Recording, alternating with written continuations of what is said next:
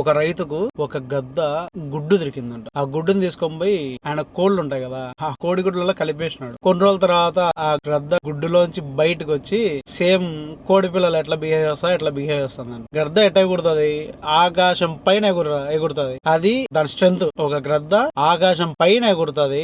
ఈ కోడి పిల్లలు కనీసం కొద్దిగా కూడా పైకి ఎగరలేవు. అట్లాంటి కోడి పిల్లలతో సావాసం చేసి ఇదేం చేస్తా వచ్చింది, మట్టిలో గెలుకుతా, మట్టిలో పొడుచుకుంటా, దొరికే గింజలు ఇవి తినుకుంటూ వచ్చింది. గద్ద ఏం తింటాదో ఎవరితో పోరాడదో తెలుసు కదా.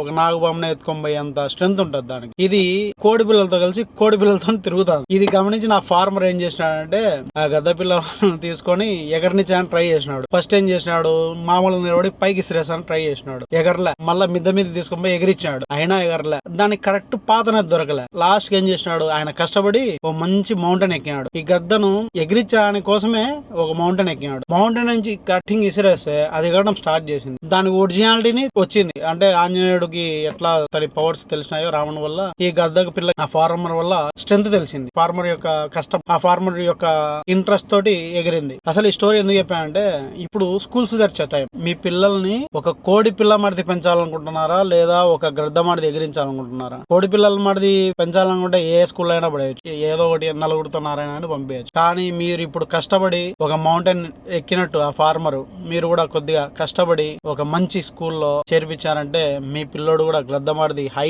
పొజిషన్ కి వెళ్తాడు. ఖచ్చితంగా ఈ టైం ఫస్ట్ నుంచి 12th వరకు ఓ మంచి డెసిషన్ తీసుకోండి. కోడి పిల్ల మాడిది పెంచాకండి. గద్దమాడిది ఆకాశం పైన ఎగిరేలా చూడండి. చూస్ right path. Give good Boost to your children. By.